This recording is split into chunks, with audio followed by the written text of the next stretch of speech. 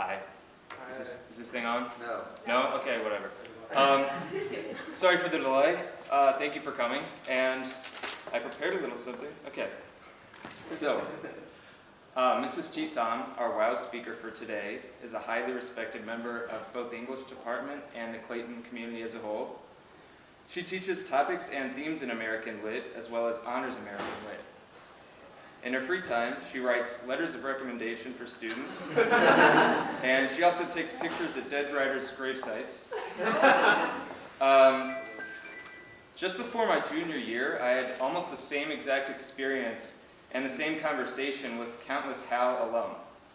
The conversation always went one of two ways. The first way, they'd ask me, "Who's your teacher for Hal next year?" And I'd say, "Mrs. Teson." And they'd say, "Well, I had Hayward, but they're both absolutely amazing." The second way was, "Who's your teacher for Hal next year?" And I'd say, "Mrs. Teson" again. And they would say, "I love her." Right away, they would interrupt me and say, "I love her." And I'd say, "That's interesting. You're not the first person to tell me that, and I'm curious to know what it is exactly you love about her." And they kind of responded in a bit of a confused way. They said, "I don't really know how to describe it. It's just everything, but you'll love her too, because everyone does." And the bottom line is that words of wisdom don't have to come from the people you love and respect, but it's much easier to take them to heart and to have them hit close to home when they do. She's amazing to be around. She's passionate about helping students connect the dots. She makes students feel that the work they accomplish truly matters, both to themselves and to the people around them. And please join me in welcoming Mrs. Teson.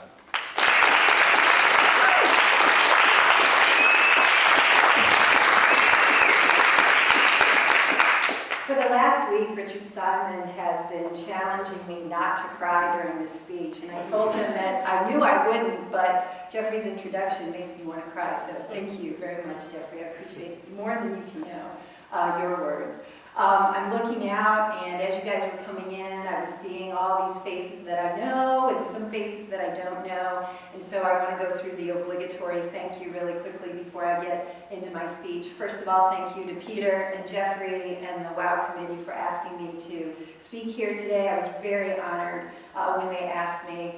Joe Day for helping me with all the tech things. Those of you who are my students know this is not my forte, so we'll see if it works. At least the picture's up there, so that is a good thing. All of my students, it's just a delight to see you, past and present. I know you're giving up time, and that means more to me than I can say. Granted, the deluge, at least it's not sunny, so the deluge is about to come, but what a better way to spend a rainy afternoon than in the Clayton High School Theater. My colleagues, again, thrilled to look out and see you. I'm not going to delude myself. I know you're probably here more out of a sense of morbid curiosity than anything else.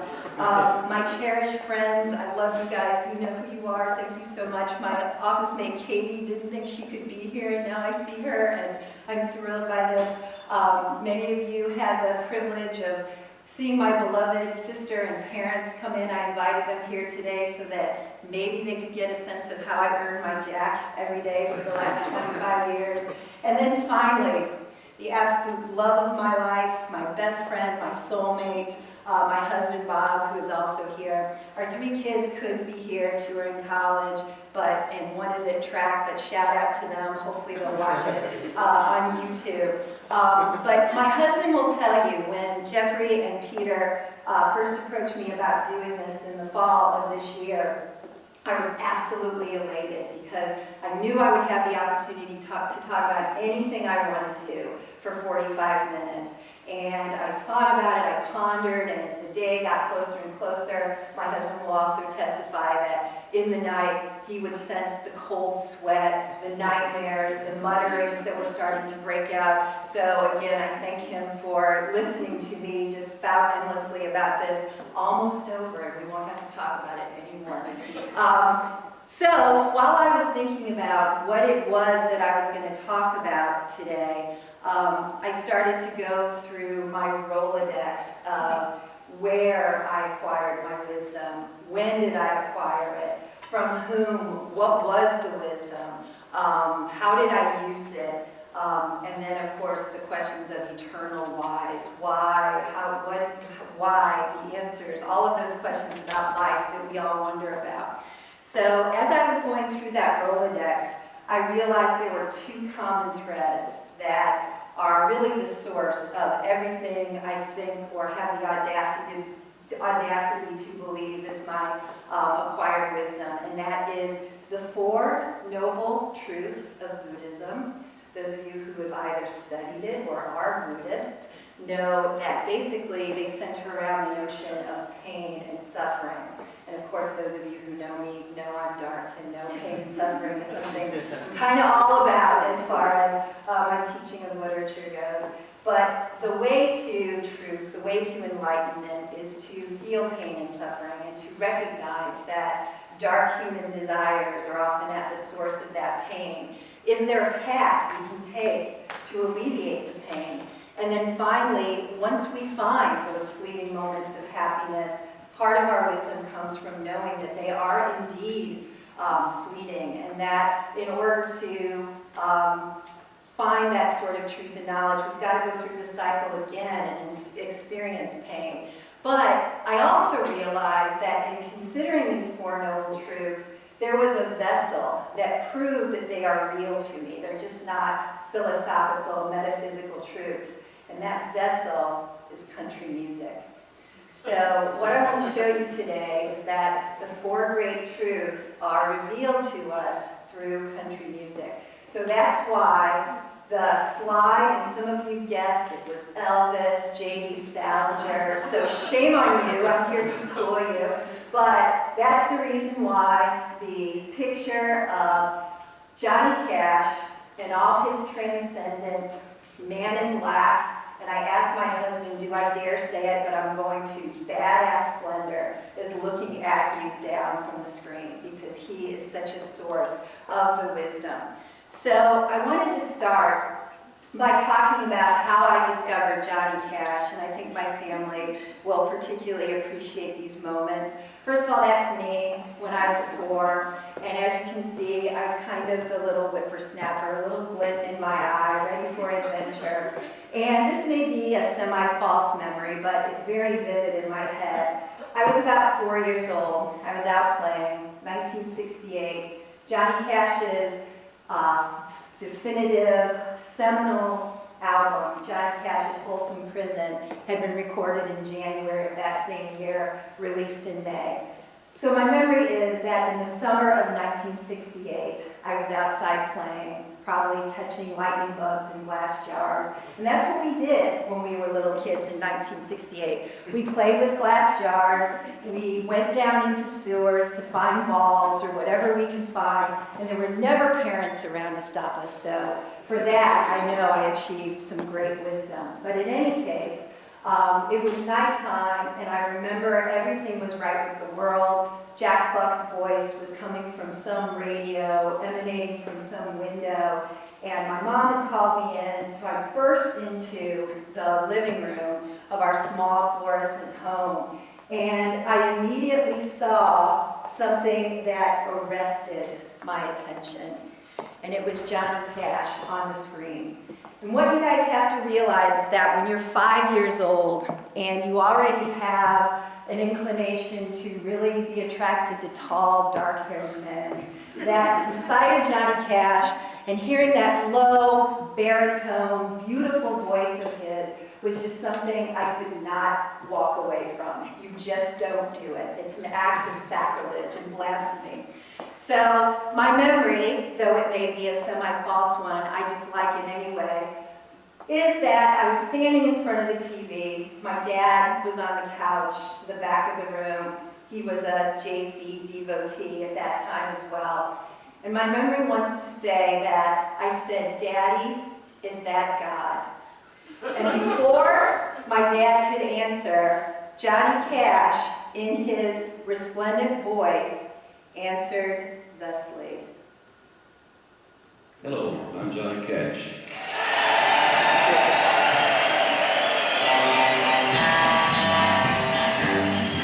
Okay, Hello, so I'm Johnny Cash.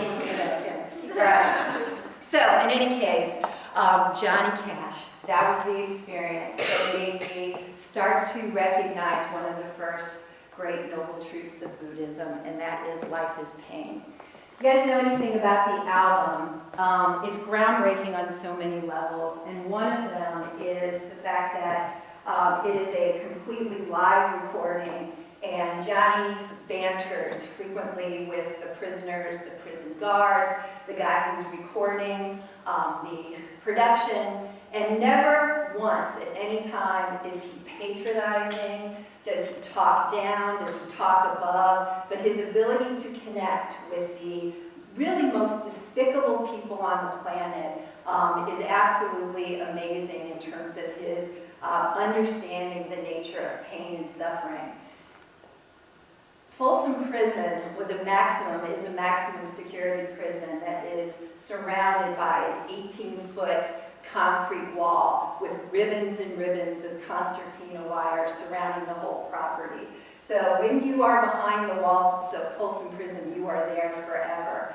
Murderers, rapists, kidnappers, robbers, these are the worst elements of society. But yet Johnny Cash has a way of recognizing their pain and suffering in a way that we know leads to wisdom and enlightenment. So the first song I want to play for you, or part of the first song I want to play for you, I think illustrates not only the notion of pain. The song is called Long Black Veil. Johnny is covering this actually. The artist is Lefty Frizzell, another country music legend. And it's about a man who's about to be executed for murder. However, he really is not the killer, but he can't reveal that truth because the night in question, he is with his best friend's wife having an affair. So we have murder, we have betrayal, we have adultery, we have the second noble truth demonstrated to us in this very short song. The idea that not only is life suffering, but that what brings about that suffering often is the darkest side of human nature. So when I was a little kid, around the same time I was talking about, not only was Johnny Cash on television, but we had the album Johnny Cash at Folsom Prison. So I remember laying as close to the stereo speakers as I could to drink in every word. Even as a kid, I knew there was wisdom here. I would fold out the album and just pour over all the pictures. And so I could see Johnny's affinity, his empathy, his sympathy for these suffering people who had also caused other people to suffer. So as you listen to the song, I want you to think about, first of all, how it's just the anthem of suffering, but I want you to see if you notice a special moment, which again illustrates Johnny's ability to empathize with these people who have been in and have caused pain. So go ahead and follow along. This were old times, you have a bouncing ball, and you guys can sing along with the words, but you really don't have to do that. I just want you to listen. Oops. Sorry. I told you, this is not my forte. All right, so there's me again. There's Johnny. Hello, I'm Johnny Cash. Okay.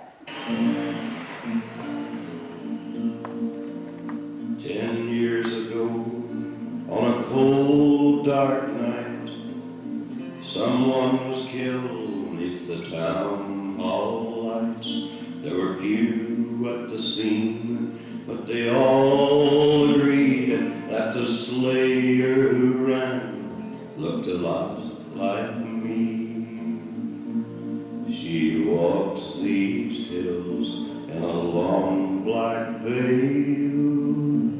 She visits my grave when the night winds wail.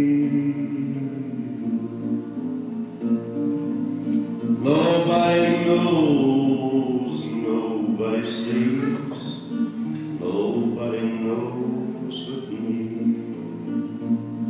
The judge said, son, what is your alibi? If you were somewhere else, then you won't have to die. I spoke not a word, though it meant my life.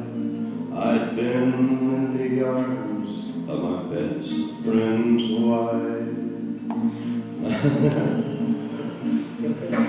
heard somebody belong. Now the scaffold is high. Okay, so you guys heard it, in that revelatory moment when you find out that the killer won't confess or the accused killer won't confess his innocence because he's been having an affair with his best friend.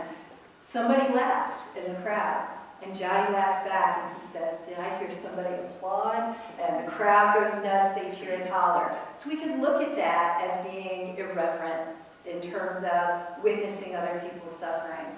But even as a little kid, I got that something really special was happening there. And what was special is that sometimes the pain is so great that all we can do is laugh about it, because otherwise we just wind up crying to the point where we can't recover. So some of that laughter is part of how we learn to deal with the dark side of human nature, that second Buddhist truth in which suffering is caused. So the next Buddhist truth is that how do we find an end to the suffering? What do we do in order to help alleviate the pain that is inevitable? And so, again, coming back to how country music has taught me this great truth, I have been very fortunate to grow up in a family where we traveled everywhere in the United States. We used to joke, my dad was the type of guy who could drive 10 states in 2 days, because we would just all over the place and see all the highways and byways of the United States. So one of the great joys that I got from those trips was not only seeing America lay out before me. You guys know what an Amerophile I am, and a beautiful country, and sometimes not so beautiful things, pain and suffering. But the joy of listening to country music, a lot of times on border radio stations. If ever you guys have traveled and you've had the great fortune of driving late at night and being able to catch on an AM station, preferably where you get all the crackles and all the static, you hear the joys of border radio. Border radio used to play everything, country, gospel, blues. And so one of the things that I just loved about our trips, same thing with now my husband and my kids' trips, is being able to listen to country music on these stations.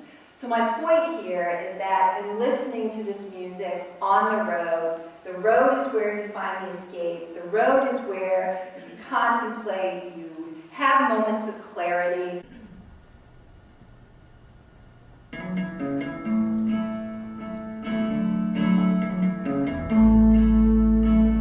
And the part I want you to listen to, keeps you running. that's not up here, I'll tell you what it comes by. Never seems to die. Trails spent with fear, not enough. Living on the outside. Never seem to get far enough.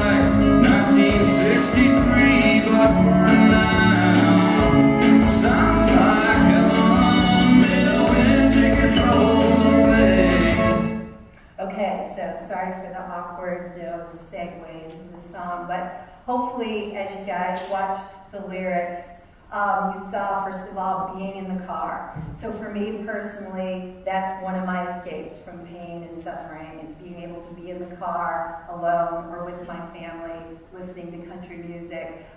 Being alone at night where your thoughts are with you and you're able to try to make sense of your life, and you know you're not alone when you've got that music, particularly the country music playing. So I love the way the song captures that moment when you're in the back roads, backwoods. Those of you who've read All the King's Men, that's part of the reason I love this song too, because I just think of Jack Burton in his car getting ready to move out west, and he hears that music and it just makes him realize all the pain that he's caused and the pain that he is experiencing can be alleviated in just for a moment, making it sound like heaven. I hope there's something else you guys noticed about the song too, in that Jay Farrar's nasally twang, which is something that annoys most people about country music, to me is just splendiferous, the sound of his voice.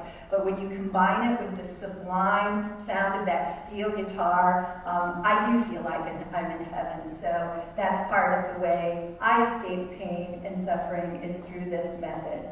The next great truth, I think, that is revealed to us, and I don't know how well this is going to work. I think I'm just going to describe it to you. I wanted to show you guys a film clip from one of my favorite movies of all time called Tender Mercies.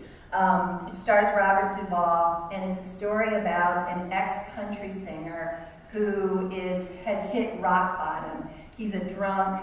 His career has completely fizzled. He used to be a blockbuster performer. He's married to, or was married to, somebody who's still a country music diva. Their relationship is bitter and awful and fraught with pain, and they have a daughter. When the film begins, like I said, Max Sledge, the singer, great name, great country music name, is hit rock bottom. And he finds himself in a drunken stupor, waking up in his own vomit in a hotel room. And the person that he was with has absconded with all his money. So in order to pay for the room, the hotel is owned by a woman, a widow, whose husband was killed in Vietnam, and she has a small boy about the age of 10. He has to pay her back, and so he agrees to do odd jobs and work with her so that he can pay her back. But during the course of this, of course, he falls in love with her. She's a very stoic, almost Buddha-like character. That's why I wish you guys could see the clip, because she really is a calm and a peace, and somebody who brings him wisdom and truth. But in any case, the love that he has for her and the boy start to inspire him to want to write music again. And so he starts to write legends and myths. They're in the most barren, flat part of the panhandle in Texas, but there's all kinds of rumors that this is where he is, and people start to make pilgrimages to visit him. It's kind of like Herman Melville when he was in the publishing house, and his devotees would come to visit, and he'd pretend like he didn't have any idea what they were talking about. But in any case, his career gets back on track. And his daughter, who is now 18 when the film begins, finds him and wants to reconnect with him. He walks into the room, he doesn't know she's there, and the little boy says, "You gotta visit her." And he's like, "Okay, fine." So I've got visitors before, and it turns out to be his daughter. And he stops in his tracks when he sees her. She's beautiful. She has a very contentious relationship with her mother. And she reveals to him that at the end of the conversation, after you left, when she was about 3 and they had no contact with each other between then and when they reconnect, you used to sing a song called "The Wings of a Dove," "Snow White Dove," something like that. And he tells her, "I don't remember that." So when she leaves, he stands by the window and he begins to sing the song because he clearly remembers it. So one of my questions was, why didn't he tell her that he knew the song? Why didn't he sing it back to her? And this, to me, is another great example of how country music allows us to express the pain. He sings it perfectly. There's a tremolo in his voice, a la Johnny Cash. And we know that the love that he has for her is something that he cannot possibly express, even though he's a songwriter, even though he knows the words to these songs. And so we realize that love and suffering in this case go together, but the reunion and the music is what brings about the end of the suffering. So the last thing I want to share with you is while we find these moments of happiness that bring about the end to the suffering, the sad truth is that we know the sad Buddhist truth, I should say, noble truth, is that we know the suffering is going to happen again. Speaking from a personal level, those of you who know me know this has been kind of a hard year for me. I've had incredible ups and some really big downs. Some of them have to do with my career. There are days when I feel elated about how I've touched students and how I've devoted my time, like Jeffrey's words. But there are other days when I look around and I really worry about where the profession is going. I see things that make me realize maybe I need to get out. I'm an old dinosaur, and there are just some things that pedagogically I kind of don't agree with. And anyway, so that has caused me pain, and that has made it difficult sometimes to be here at work. There are some personal reasons as well. I've had relationships that I've seen wax and wane in ways that I find really painful, because that's sometimes out of your control when that happens. So my friends have been wonderful counselors, my husband, my family, about getting through this kind of difficult time. And one of the things that I realized is partly happiness is what you make it. You determine your mood that day. So I kind of made a pledge to myself that every day when I come into the parking lot and I get in that little slot and I'm not feeling very positive, my cynicism, my pessimism is beginning to take over, I thought, I'm going to play this song every single day. And since February, that is what I've done. Mr. Aiello is sometimes in the parking lot next to me, and he might see me kind of jamming and the sound coming out and my head on the steering wheel, but this is the song that I've been using to try to inspire me to grasp and clutch at those fleeting moments of happiness, because it's those that get you through the pain of the day. Unlike the previous songs that I played for you, I don't think this is anything special musically. It's kind of typical of contemporary country music that they play on the Bull or the Pig or the Slop Box or whatever they call those stations. But I love the sentiment behind it, because its simplicity, again, is just really, really beautiful. And so you'll notice that in the lyrics, the simplicity, I've got rice cooking in the microwave, rice, Buddhists, Asians, yes, right, that area. So it's part of the culture, it's simple, it's a staple in the diet, healthy, and then he talks about kind of looking at himself and taking inventory. Then the simplicity of making his homemade soup, and then he realizes, I'm feeling pretty good, and that's the truth.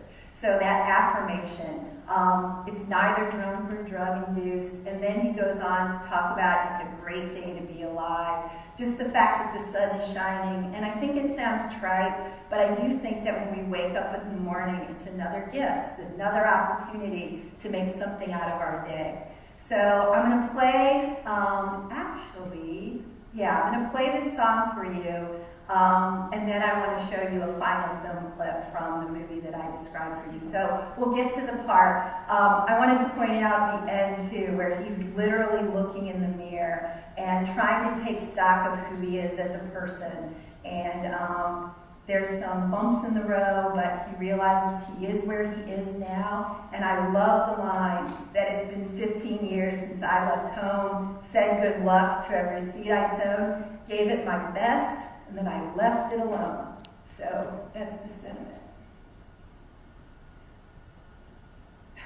God, right at the moment. Wow. Unforgivable. I think I would have learned how to do it by now, too. I got rice cooking in the microwave. Got a 3-day bed I don't plan to shave. And it's a goofy thing, but I just gotta say, hey, I'm doing alright. Yeah. Yeah, I think I'll make me some homemade soup.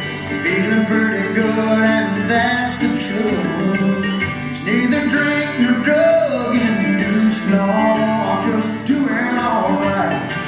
And it's a great day to be alive. I know the sun's still shining when I close my eyes. There's some hard times in the neighborhood, but why can't every day be just this good?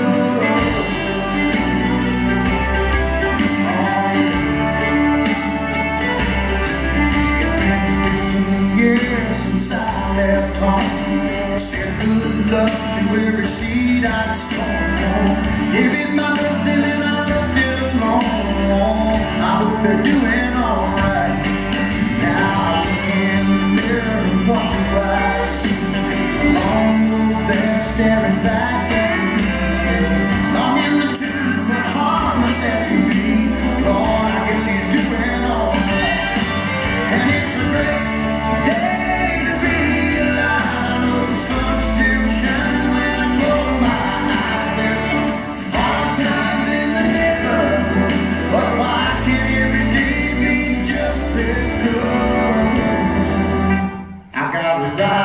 Cooking in the mouth.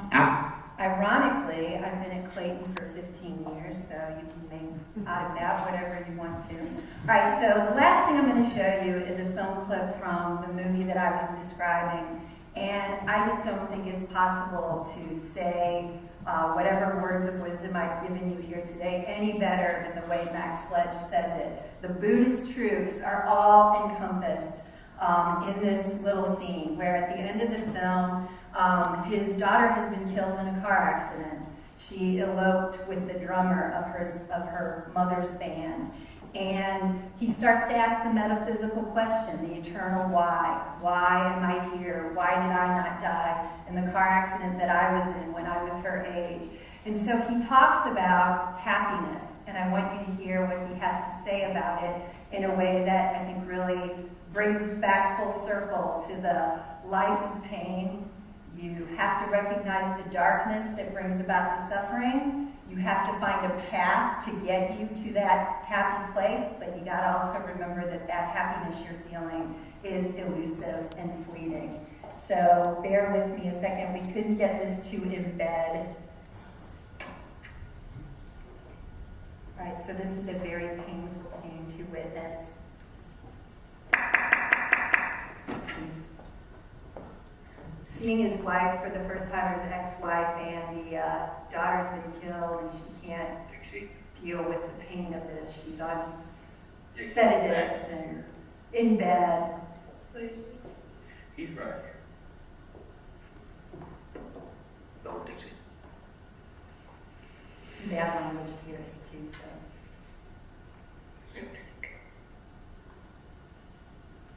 Nick, why has God done this to me? Why has God done this to me?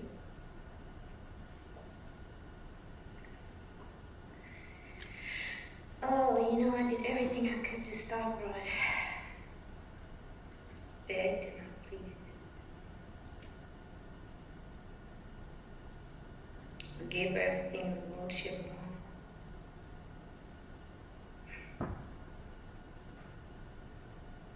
No words. I had nothing when I was her age. Do you remember?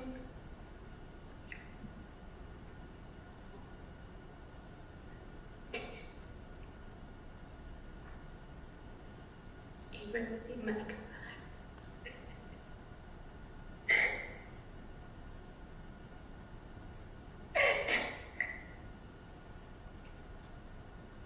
Those are some girl back.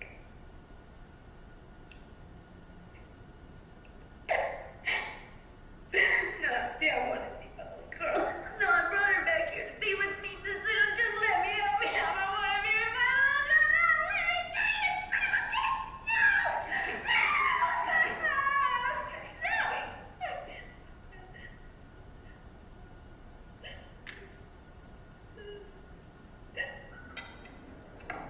Okay, so here's the speech.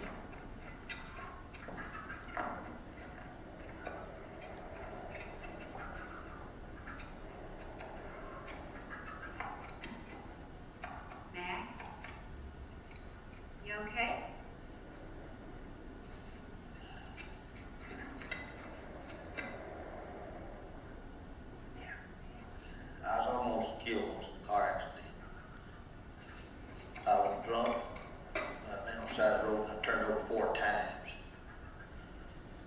And they took me out of that car for dead, but I lived. And I prayed last night to know why I lived and she died, but I got no answer to my prayer. I still don't know why she died and I lived. I don't know the answer to nothing but a blessed thing.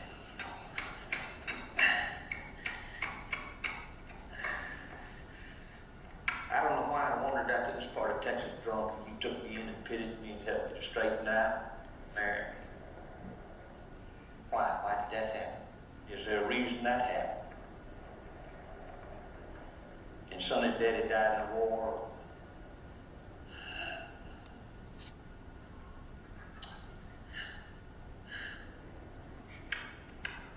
My daughter killed in an automobile accident. Why? You see, I don't trust happiness. I never did, I never will. I don't trust happiness, never did, never will, but we have to. And so those are my words of wisdom to you. Thank you so much.